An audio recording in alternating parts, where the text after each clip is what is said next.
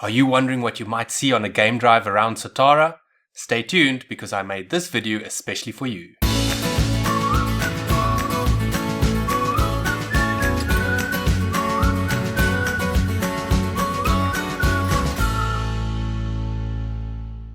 Satara is the northernmost camp in the Kruger National Park that I consider consistently excellent for game viewing right throughout the year. Now, the further north you move in the park, the tougher it becomes to find animals, predominantly because of the dense and monotonous Mupani veld that dominate that area. Satara, however, lies in the heart of the single biggest span of open habitat in the entire park. The terrain is typically very flat and grasses dominate the landscape, except along a few small watercourses. And it's because there's no large perennial river along which game spreads out close to camp that the springs found in these watercourses, as well as a few other dams and waterholes, become extremely productive for game viewing in the dry season from June to October. The abundance of grass around Satara attracts large numbers of grazers like zebra, blue wildebeest and buffalo, which in turn attract plenty of lions. It's without a doubt one of the best places in the park to see Africa's biggest cats. The open grassy plains are also ideal hunting grounds for highly habitat-specific cheetahs, which you certainly stand a chance of seeing when you stay at Satara. Now, if you're wondering how I know all this, I've been visiting the Kruger National Park every single year since I was a little boy, so I know it extremely well. But to help me plan specific trips, I use an amazing book called Kruger Self-Drive, Routes, Roads and Ratings that contains information of what you're likely to see on every single road. And I'll post a link in the description below if you'd like to order it online. So which road should you drive around Satara? Even if you've never been there before, you'll quickly learn that the S100 east of camp is considered one of the best game viewing roads in the entire park. It's so popular, in fact, that 7 or 8 out of every 10 people that leave camp early in the morning race to get there first. And that not only creates a traffic jam, but also a massive cloud of dust. So why is the S100 so popular? Well, it runs along the edge of the Nwanetsi riverbed, which contains a few natural springs right throughout the year. And as a result, it's not only incredibly scenic, but it also attracts massive numbers of prey and predator species. In fact, it's one of the few roads I know of where you have a real chance of seeing lions, cheetahs and leopard on one drive. So what about all the traffic?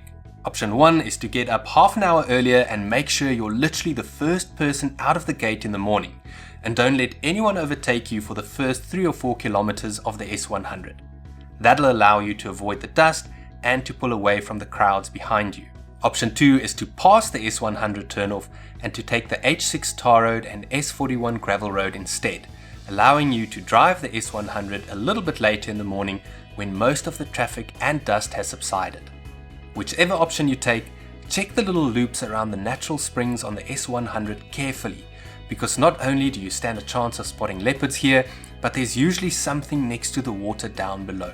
And use the opportunity to stop at Nwanetsi picnic site close to the Lebombo Mountains, not only to stretch your legs and use the restroom, but also to walk up to the small viewpoint with its iconic bird paintings on the wall and stunning view of the surrounding bushveld.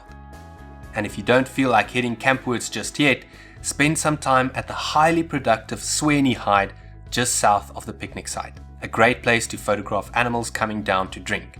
Or park off next to Gudzani Dam, just north of the S100's turnoff for a while.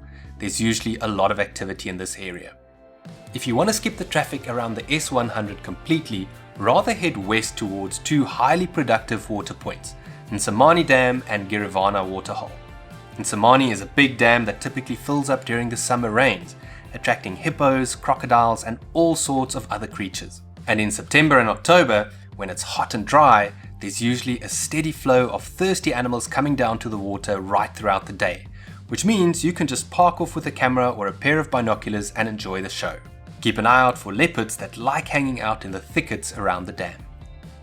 Girivana Waterhole 5 kilometers north, with its iconic sycamore fig tree, has a small natural waterhole in summer that usually dries up in winter, but a man-made waterhole is pumped all the time, providing fresh water even during the driest of times, attracting hundreds of animals every single day.